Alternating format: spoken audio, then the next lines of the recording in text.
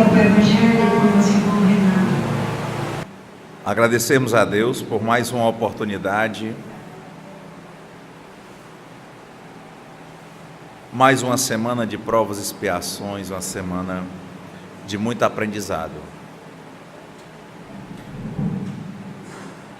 Evangelho segundo o Espiritismo, capítulo 20, os trabalhadores da última hora, item 4, missão dos espíritas. Não ouvis já se agitar a tempestade que deve dominar o velho mundo e tragar no nada a soma das iniquidades terrestres? Ah, bendizei o Senhor, vós que haveis posto vossa fé em sua soberana justiça e como novos apóstolos da crença revelada pelas vozes proféticas superiores, ide pregar o dogma novo da reencarnação e da elevação dos espíritos, segundo tenham bem ou mal cumprido suas missões e suportado suas provas terríveis. Não vos amedronteis, as línguas de fogo estão sobre as vossas cabeças. Ó verdadeiros adeptos do Espiritismo, sois os eleitos de Deus, ide e pregai a palavra divina.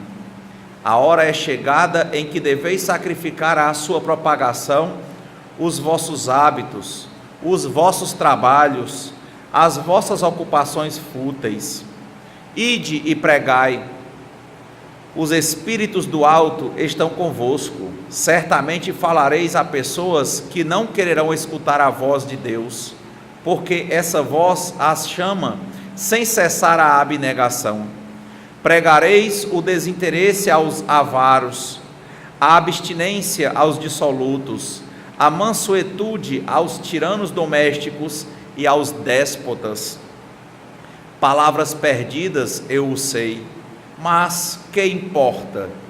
É preciso regar com os vossos suores o terreno que deveis semear, porque ele não frutificará e não produzirá senão sob os esforços reiterados da enxada e da charrua evangélicas. Ide e pregai. Sim, vós todos, homens de boa fé, credes na vossa inferioridade e olhais os mundos dispostos no infinito, parti em cruzada contra a injustiça e a iniquidade. Ide e destruí esse culto do bezerro de ouro, cada dia mais e mais invasor. Ide, Deus vos conduz. Homens simples e ignorantes, vossas línguas se soltarão, e falareis como nenhum orador fala. Ide e pregai, e as populações atentas acolherão com alegria as vossas palavras de consolação, de fraternidade, de esperança e de paz. Já nesse trecho do Evangelho, estamos concluindo aqui a leitura do livro também espírita, Religião dos Espíritos, psicografado por Chico Xavier, editado por Emmanuel. E quando ele fala das pessoas que não vão provavelmente dar atenção, ele tem um trecho bem importante que a gente tem falado, que ele diz: é imprescindível estudar educando e trabalhar construindo. E mais à frente, em um dos capítulos, ele diz: espírita, já que espiritismo é uma religião, uma filosofia e uma ciência. Ele tem esse aspecto tríplice. E a nível de religião, ele não é daquele tipo de religião que afasta as demais. Ele é um nível de reflexão religiosa que tem a ver com a convergência das religiões. Então, é importante, inclusive, ler no livro que fizeram uma junção das obras do Kardec, da Revista Espírita, e tem um texto do Kardec que ele começa o texto fazendo essa pergunta, né? Espiritismo é religião? Faz essa pergunta. Muitas pessoas, eu já vi inclusive biógrafos do Allan Kardec, dizendo que para o Kardec o Espiritismo não seria uma religião. O que nós compreendemos, e relemos aquele artigo algumas vezes, é que sim, tem um aspecto tríplice, e quando o Kardec começa o texto falando o Espiritismo é uma religião, depois ele traça todo um tempo no texto explicando o que é que teria nessa religião espírita. Agora, a diferença dela é que ela não traz esse nível de que você tem que ser espírita, porque espírita, basicamente, eu gostei do texto do Emmanuel, ele diz: espírita, ou a doutrina espírita, é a doutrina do aprimoramento moral.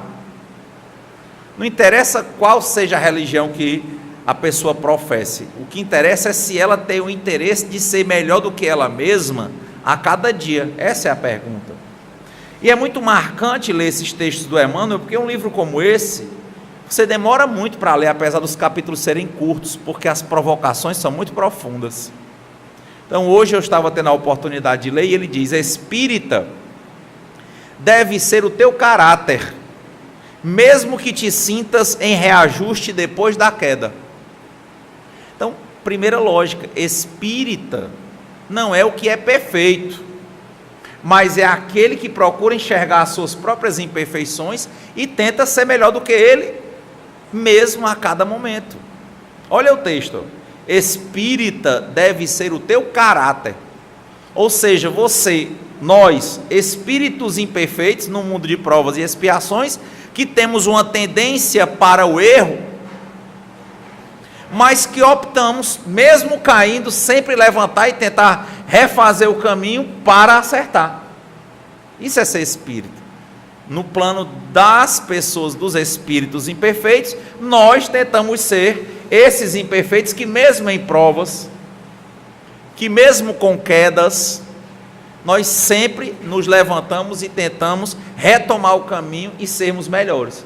Temos um grande alento, além da crença de que Deus existe e que nós não estamos sós. O alento é a lei natural, divina, espiritual, de causa e efeito, e a lei do progresso. Ou seja, por mais vezes que nós caiamos, não tenhamos dúvida, Deus está sempre, e a espiritualidade, conosco para nos amparar. E outra questão importante a ser pensada é que nós amanhã não cairemos como caímos hoje. A queda já vai ser menor, porque a cada queda vem diversos aprendizados. Muitas vezes nós sentimos, enquanto espíritas, e acho que isso é muito comum nas pessoas, uma tendência à tristeza, uma angústia, um medo que nós não sabemos do quê. E esse é o momento, por exemplo, de pensarmos nos dons da fé, refletirmos conscientemente se dentro de nós existe firme a convicção de que Deus existe, de que Deus é Pai, de que Deus é bom, de que só quer o nosso bem, de que os Espíritos existem, estão aí conforme a nossa sintonia para nos auxiliar, que os problemas só vêm em cima das nossas chagas de deficiências espirituais, e que nós não devemos ter medo. Hoje o Marcos estava falando da Europa, e eu sempre costumo lembrar dessa frase, que quando cheguei a Fátima, tive a oportunidade de apresentar um trabalho lá, e próximo fui a Fátima. Quando cheguei no dia 13 de outubro, que seria simbolicamente o dia da última aparição, porque ela apareceu do 13 de maio ao 13 de outubro, acho que é assim. E o que mais me impressionou não foi o espaço, mas era uma faixa gigantesca, em letras garrafais, embaixo da igreja, que dizia: não tenhais medo. Porque quando a santa, aquele espírito aparecia para os 3 pastorinhos, ela anunciava que viria a guerra, que viria aflições, que viria fome, mas ela dizia para eles: orem. Ela pedia que eles sempre, na época, por isso que para alguns teóricos não seria Nossa Senhora de Fátima, seria Nossa Senhora do Rosário. Por quê? Porque ela pedia para que as crianças rezassem um rosário. Então eles iam lá e rezavam. Ela dizia: não tenhais medo, orem. Então a dádiva, olha como o espiritismo é de convergência. O espírita vai dizer: acredite em Deus e acredite que Deus não nos ampara e ore. Se você acredita que a sua oração é com o texto, é com repetição, é com mantra, muito que bem. O ideal é quando você começa a dialogar com Deus, a abrir seu coração. Para nós que vivemos, por vezes, tentando achar que é necessário mentir para os outros e acabamos nos iludindo com as nossas próprias mentiras, temos que ter a convicção de que Deus sabe de tudo. Ele é onisciente. Então por que nós não deixamos de tentar enganar a Deus e abrimos nosso coração para conversar com Ele em oração, em prece? Por que toda vez que nós sentimos esse medo, essa angústia, um quê de desolação dentro de nós, por que nós não recorremos logo à prece, à oração, ao diálogo com Deus? Quem escreve, por que não pega um lápis e tenta escrever um trecho ou um texto como uma carta para Deus? Pega o computador, pega o próprio seu celular, pega o bloco de notas, mas não nos conformarmos com a tristeza, com esse desespero, não deixar se abater sobre nós isso é muito comum. Eu achei tão interessante, porque tem pessoas, e em muitos tempos da minha vida, eu também pensava em trabalhar para um dia ter um conforto. Nós somos um pouco educados para isso. E o Espiritismo, você vê, nós nos amamos e depois temos que nos instruir para aprender a nos amar melhor, porque nós começamos nos amando de forma egoística e egocêntrica, e nós vamos aprender a nos amar para amar o outro de forma solidária, altruísta. Precisa de instrução, não precisa de tanto medo, porque nós não estamos sós. Todo mundo deve ter aqui algum momento em que nós achamos que não íamos poder suportar a carga e dissemos: Pai, agora eu entrego nas tuas mãos, e foi resolvido. Na hora exatamente que nós conseguimos nos entregar, foi resolvido. E quando eu digo que falo dessas questões, é porque no mundo material, e hoje estavam falando isso no comentário ao Livro dos Espíritos, nossa inquietude muitas vezes é relacionada a dinheiro e poder, ao sucesso perante os homens, e ao medo do fracasso, da rejeição perante as pessoas. E tem um evangelho que fala da mão direita e da mão esquerda. Se você dá para os homens verem, você já está contemplado. Mas se você faz algo realmente de modo solidário para Deus, então Deus enxergará. É uma questão de tempo, porque, como diz o André Luiz, você precisa de vontade, trabalho e para obter o merecimento. E aí vem essa questão. Realmente pensava eu, e pensam muitos, que a paz está no dinheiro, que a paz está na matéria, no trabalho, no sistema, não no trabalho como atividade humana. E o Espiritismo fala no trabalho constante como atividade humana. Não é a lógica do trabalho subordinado, é a lógica do trabalho para Deus, de que nós passamos pelo que é necessário passarmos para nos burilarmos, sermos aprimorados. É interessante quando falamos a palavra burilarmos, porque o buril é um instrumento de ponta que o artesão vai burilando o metal, e aqui é burilar-se. Nós vamos rasgando as imperfeições que estão coladas em nós por escolha, e escolhas que não são por culpa, mas por incompreensão do que são as coisas do mundo. Daí a importância da instrução. Quem não lê, escuta as falas, escuta as palestras, começa repetindo o que ouviu falar, depois começa a ter interesse em ler, em assistir, em buscar, em visitar, em trabalhar, em servir. E nessa questão, já que o Evangelho é missão dos espíritas e não tem missão sem trabalho, Tem um dos trechos aqui que eu achei importante anotar. Ele diz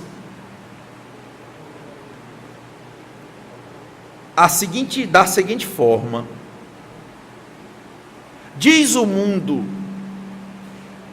acomoda-te como puderes. Olha, a nossa noção é, vamos trabalhar para depois descansar. Às vezes começa a segunda-feira já pensando na sexta. Aí ele diz o Cristo, levanta-te e anda. É o contrário. Diz o mundo, acomoda-te como puderes. Diz o Cristo, levanta-te e anda. Diz o mundo, descansa e goza. Olha aí a nossa convicção. Diz o Cristo, avança enquanto tem luz, ou avança enquanto tens luz. Então o Espiritismo não prega que ninguém tenha conforto para ficar deitado. Por quê? Porque a preguiça aprisiona. Os bens muitas vezes aprisionam. Quanta gente que acha que tem alguma coisa de material e desenvolveu a síndrome do pânico com medo de tomar o que a pessoa tem de material. E por vezes se encastela. E a espiritualidade vai ter algumas dificuldades para chegarem àquele espírito em si mesmado. Qual a razão do temor? Porque quem crê, por mais que o mundo esteja complicado, dizia isso Renato Russo, né? O mundo anda tão complicado. Por mais que esteja complicado, para quem crê em Deus, crê que um pai, que é pai, quando o filho está com fome, ele pede pão, o pai não vai dar uma pedra, não vai entregar uma serpente, um filho que pede peixe. Então Deus só dá a cada um conforme as suas necessidades, e as necessidades não são materiais, as nossas necessidades são necessidades espirituais. Porque quando nós temos que chegar a alguma coisa, tendo a maturidade adequada, ou tendo lições a passar, não tenham dúvida, nós passaremos. O Caetano Veloso falava uma questão interessante da irmã, porque ele ensaiava com ela, ele já tinha um certo conhecimento e ela não. E ele sempre ensaiava com ela, e tinha uma cantora chamada Nara Leão, que ela tinha alguns problemas com a voz, e também tinha problema, até faleceu jovem. Ela tinha umas dores de cabeça, e teve um dia que ia ter um show, e os shows na TV não eram gravados, era ao vivo. E como ela ia ter que dar um tempo de apresentações, quem era que ia substituir? Ela disse, por que não chama a irmã do Caetano? Chamaram a Maria Bethânia para um show, uma ilustre desconhecida. E lá, simplesmente, como diz aqui no jargão popular, ela roubou a cena. Na simplicidade dela. E o Caetano fez uma frase assim: é incrível a força que as coisas parecem ter quando elas realmente têm que acontecer. Porque não tem explicação. E era impressionante. Outro dia ela estava concorrendo a um prêmio, ela numa serenidade, era interessante. Toda vez que ela se manifestava, o que ela falava era da mãe, né? Que ela sempre cuidou da mãe, tinha proximidade. Então, eis uma reflexão para nós. Será que a lógica é o descanso ou a lógica é o trabalho? Será que nós temos mesmo que trabalhar para descansar, ou nós realmente temos que entender que vamos trabalhar pelas necessidades de equilíbrio físico, mas a nossa vida não é o trabalho físico para a sustentação do corpo, mas o trabalho do espírito, porque aí é nesse trabalho que Deus vai ver o nível do nosso merecimento. Vontade, trabalho, merecimento. Para os que amam, porque o amor, ele é algo que move todo mundo, é a energia total. Mas nós, por vezes, falamos de amor, mas não compreendemos.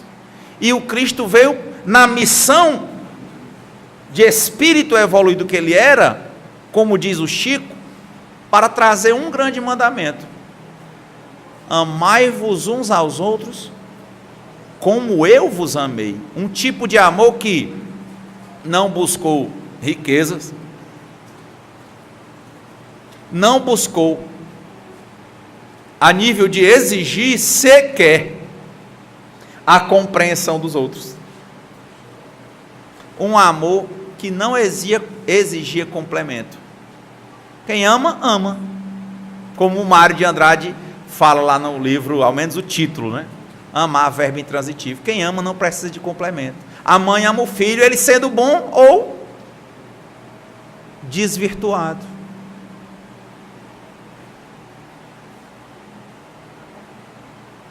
Quem ama e exige reciprocidade, é bom pensar no amor do Cristo, porque talvez não seja amor.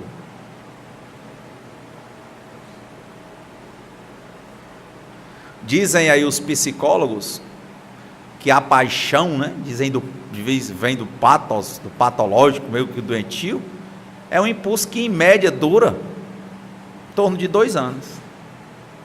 Aí vem a grande questão, né, do amor verdadeiro. Se você realmente opta, ele diz, amar é uma opção.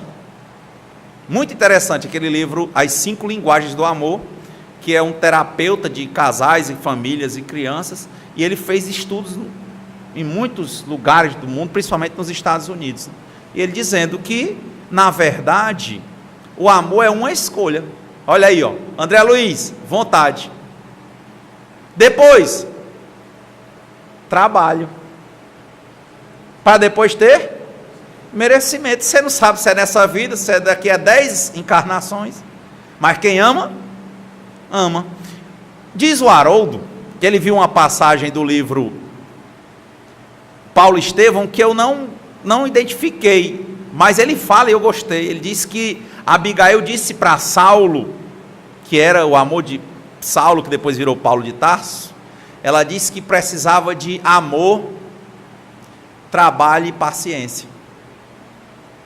Porque é nesse nível, quem ama também começa a descobrir que ama quando vê que tem paciência, e é uma paciência dentro de um trabalho por amar, por cuidar, para estar junto. Eis uma missão do Espírita, que vai coadunando cada uma das nossas atividades. Às vezes você está aqui na mesa, como quem leu o livro Os Mensageiros, do André Luiz, e falamos desse tema semana próxima passada, que pessoas perguntam sobre as comunicações, sobre a seriedade, sobre animismo. O nosso papel, dentro de uma pequena parcela do amor que se materializa com o servir, por exemplo, é trabalhar. Que cada um dos doutrinadores e médiuns e as pessoas que venham, cada um assuma a sua posição. Qual é a posição do doutrinador? Qual é o papel dele? Doutrinar. Antes de doutrinar, se capacitar, se instruir e amar. Qual é o papel do médium? Se capacitar, se instruir, tentar estar com a mente o mais pura possível para que ele seja um vaso, um instrumento para passar boas mensagens, boas comunicações, afastar os preconceitos, os pré-julgamentos, as preconcepções na cabeça e se deixar livre para a comunicação. Qual o papel das pessoas que vêm para o atendimento? É não exigirem nada, não inclinarem, não direcionarem qualquer comunicação. Simplesmente pensarem na reforma íntima que cada um tem que passar. E que quanto à comunicação, seja feita a vontade de Deus antes da nossa. Se isso acontece, e em muitas comunicações acontece, e em muitos momentos acontece, tudo vai caminhar para o nível do ótimo, do perfeito. Mas no dia a dia, sabemos, haverá comunicações muito puras e haverá distorções, seja de quem vem porque direciona, seja de quem comunica, seja de quem doutrina. E qual é o papel então e o que fazer? O que fazer é continuar servindo, continuar trabalhando, continuar tentando se aperfeiçoar. Não haverá descanso no dia que o espírita, na missão espírita, e o ser humano, espírito, achar que já chegou lá, ele se perde. Porque o caminho é mais importante do que a chegada, se é que tem um fim. Por quê? Porque o espírito é imortal. Por quê? Porque nós reencarnamos de formas sucessivas, em mundos distintos, em aparelhos diferentes, até que nós depuremos todas as nossas imperfeições conhecidas por nós agora, e as que nós nem conhecemos ainda. É por isso que tem espíritos que continuam evoluindo e não precisam mais reencarnar. Mas a evolução não cessou. O Cristo, por exemplo, continua aprendendo e crescendo. Eis uma reflexão. Olha o trecho novamente. Espírita deve ser o teu caráter, mesmo que te sintas em reajuste depois da queda. Espírita deve ser a tua conduta, mesmo que estejas em duras experiências. Diz o mundo: acomoda-te como puderes. Diz o Cristo: levanta-te e anda. Diz o mundo: descansa e goza. Diz o Cristo: avança enquanto tens luz. Então, enquanto há consciência, volitividade, ânimo para a evolução, levantemos e vamos à caminhada. Se você consegue um nível de trabalho para as suas necessidades físicas, que você depois tem um pouco de tempo, se dedique ao trabalho espiritual.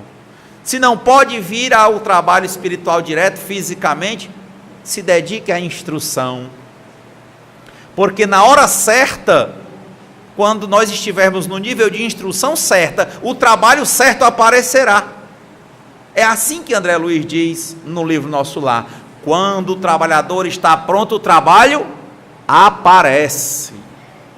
São frases muito marcantes. Você pega os livros de Emmanuel, os livros de André Luiz, olha os trechos importantes na missão dos espíritas.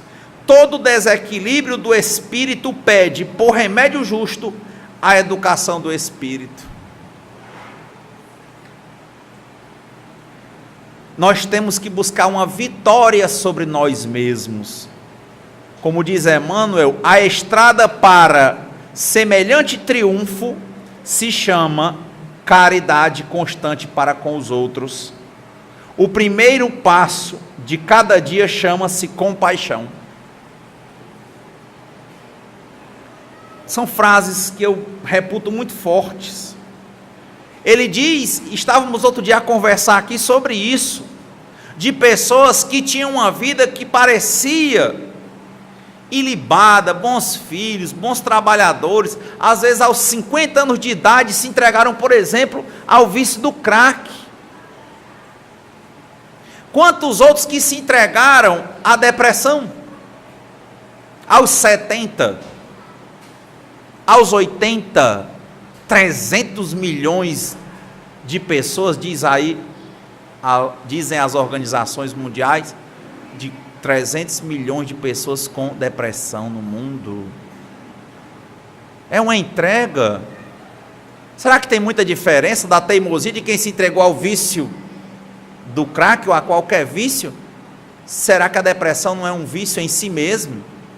De alguém que acha que só quem tem as respostas é ele e que não consegue chegar a lugar nenhum, porque não consegue às vezes nem sequer se levantar. Olha a lógica do trabalho.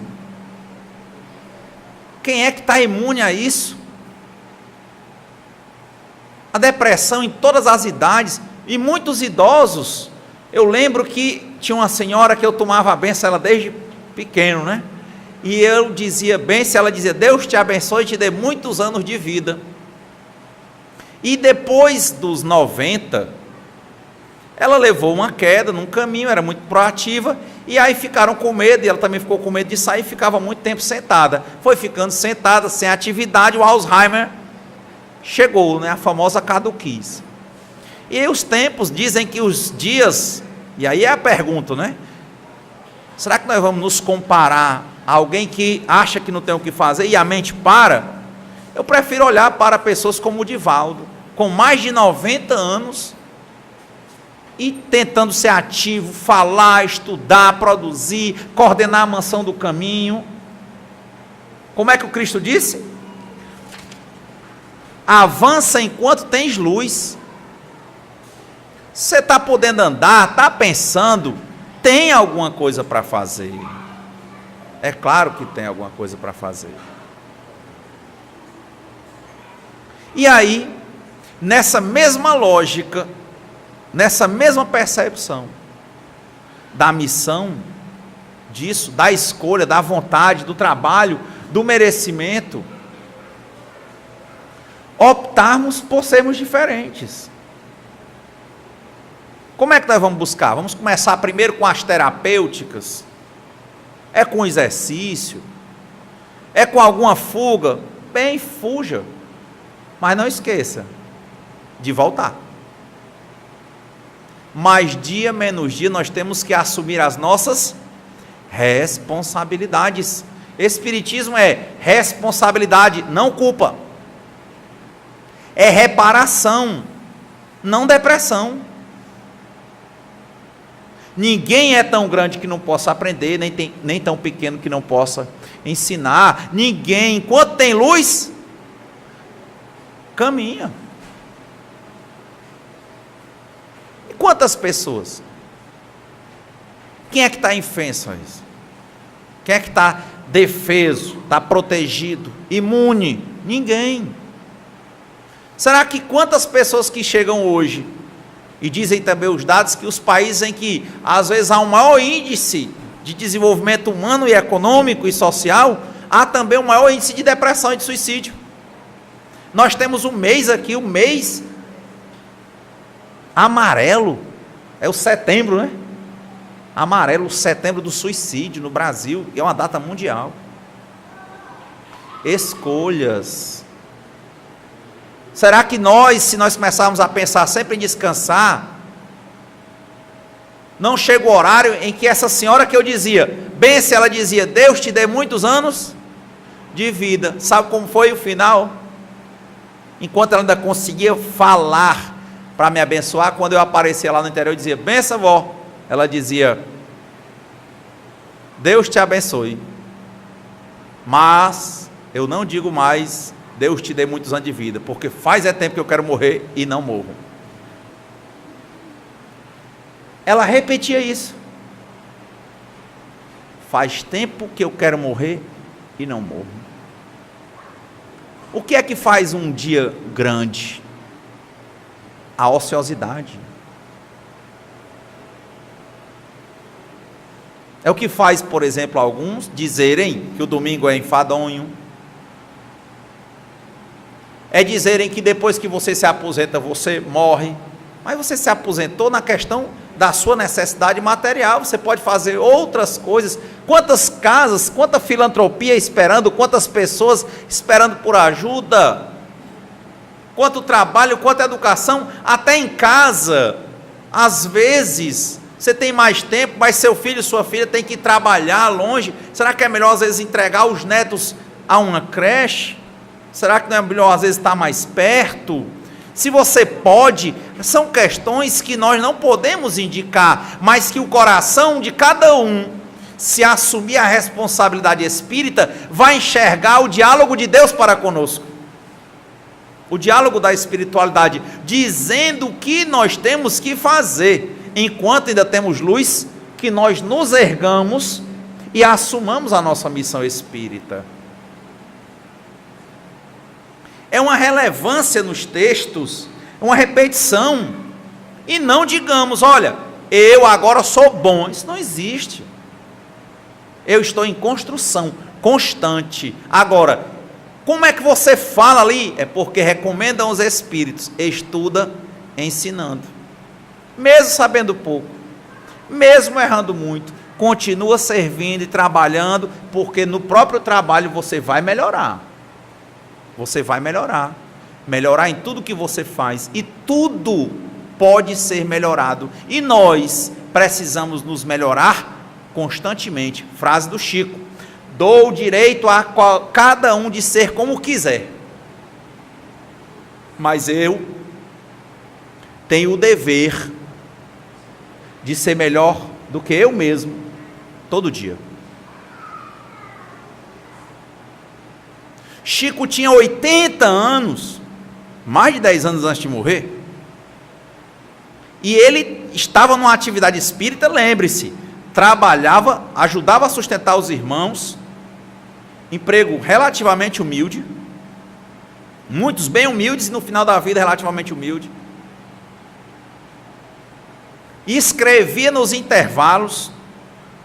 Dizem os biógrafos que o dinheiro era tão pouco que ele psicografava quando chegava a lápis, depois datilografava e ia apagar as folhas que ele psicografou no lápis, para aproveitar a folha para outro dia. E o Chico pegou dos 17 até o dia em que ele desencarnou, num trabalho enquanto o corpo aguentou, porque foram os médicos que disseram que ele tinha que se afastar das aparições na televisão, dos contatos. Ele trabalhou enquanto ele pôde, no sentido de psicografar. Dizem aí alguns biógrafos que são mais de 400 livros. O Divaldo são mais de 200 livros. O último dado que eu ouvi parece que eram 256. Que o Chico não psicografava só por Emmanuel, nem só por André Luiz, também por Irmão X e outros mais. O Divaldo também não é só por Joana de Ângeles. Então, nessa percepção, Chico, quando chega aos 80, um dia ele está lá e olha, vê Emmanuel e diz, Emmanuel sempre exigente, né?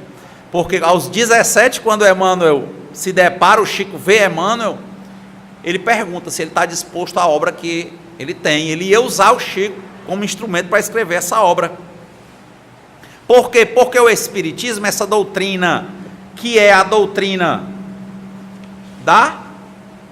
do aprimoramento moral constante, ele, quando viu Emmanuel disse para ele, o que é que eu tenho que fazer? Ele disse 3 coisas. Ele disse o quê? Disciplina, disciplina e disciplina. E isso dos 17. Quando ele estava com 80 anos, um dia ele para, vê Emmanuel e diz, percebeu, disse, Emmanuel, percebo que estou velho,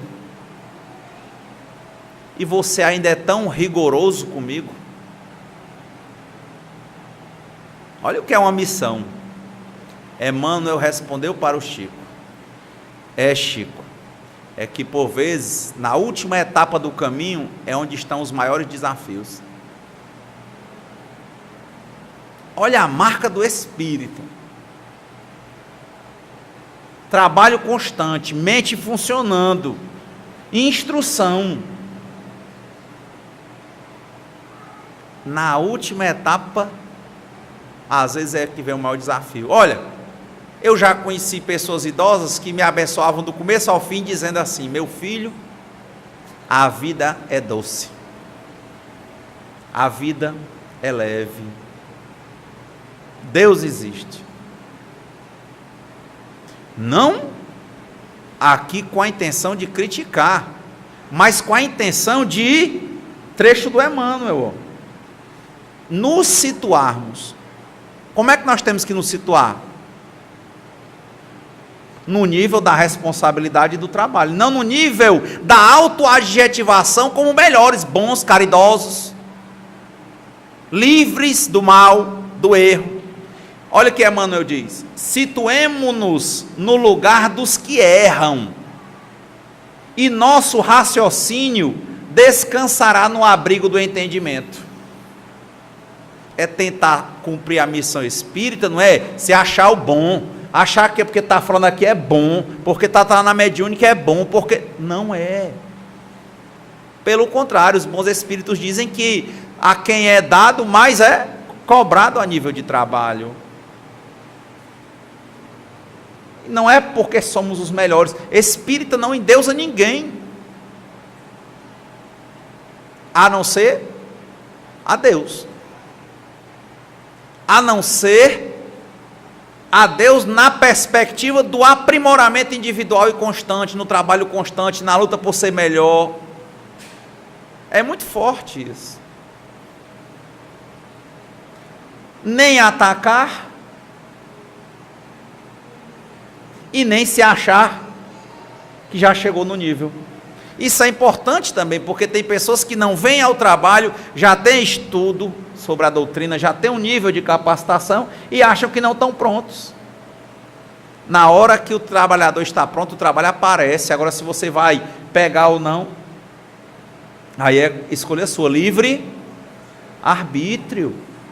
Livre arbítrio. Se aparecer o trabalho para você, é porque você está no ponto de trabalhar. E agora, mas eu sou muito verde, amadurecerá. Agora, se você for verde, tem uma necessidade de trabalho e não trabalha, talvez você apodrecerá.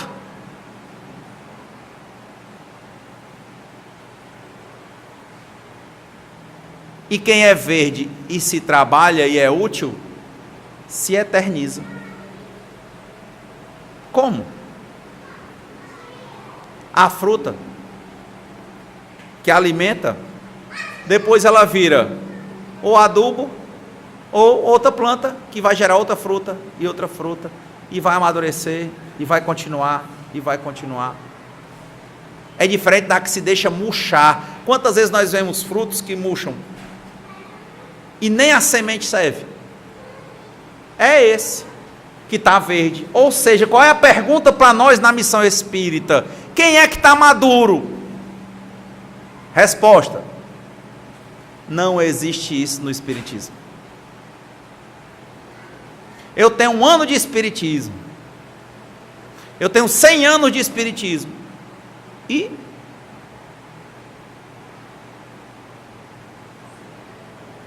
que te importa? Continue andando, continue trabalhando,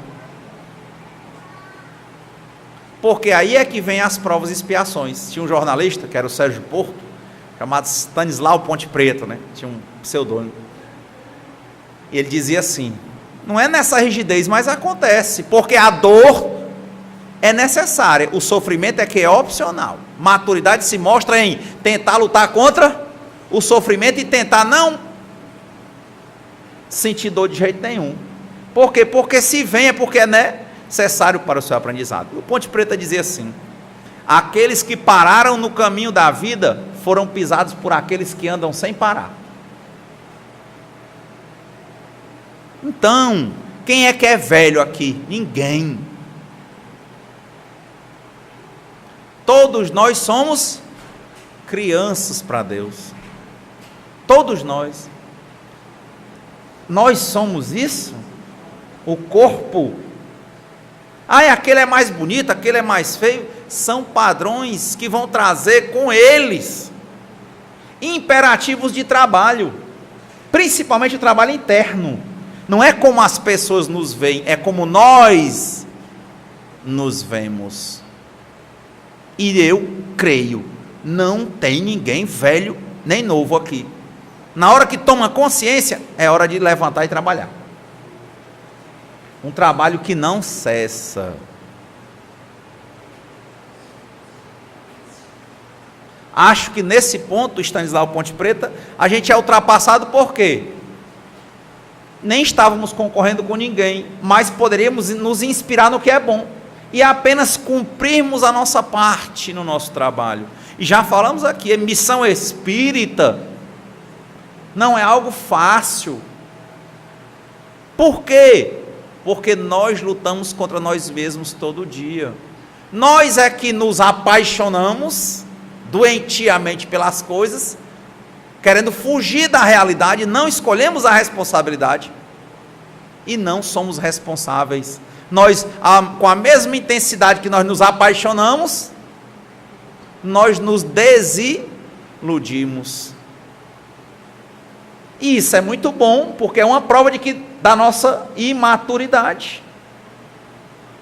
Quem é que consegue, como um Chico, dos 17 aos 90 e tanto, trabalhar sem parar? Como Cristo assumir a responsabilidade de trabalhar sem parar? Como Divaldo assumindo a responsabilidade de trabalhar sem parar? Madre Teresa, Gandhi, São Francisco, quantos outros? Paulo de Tarso, trabalhar até o fim. É muito diferente, né, de pessoas que estão pensando em trabalhar e parar. Não, eu vou trabalhar para suprir as minhas necessidades, em paralelo vou trabalhar para suprir as minhas necessidades maiores, que são espirituais, e esse outro trabalho, que é a atividade humana, não tem fim, não para, não cessa, é atividade constante, é trabalho constante. E como diz o Emmanuel, nenhum lidador, quem é que lida? É aquele que trabalha. Nenhum lidador ligado à terra que se encontra integralmente, nenhum lidador ligado à terra se encontra integralmente livre das tendências inferiores. De novo, amor é uma escolha. Trabalho é uma escolha que vai exigir. Amor é amor, trabalho e paciência. É não exigir do outro a correspondência. É uma escolha. É escolher cuidar, é escolher servir, e não achar que onde chegou já basta. Quem pensa assim provavelmente vai ter muito mais armas para combater o Alzheimer, por exemplo. Muito mais armas para viver o Alzheimer, para quem já está com ele. Muito mais armas para viver qualquer começo, meio e passagem de jornada. Agora, aquele que acha que já chegou lá, ele acha que a chegada é mais importante do que o caminho. E como o espírito é imortal, a lei do progresso diz que o progresso não cessa, nós nunca chegaremos lá. Porque o importante não é chegar, o importante é ir. Muita paz. Senhor, fazei-me um instrumento de vossa paz. Onde houver ódio, que eu leve o amor.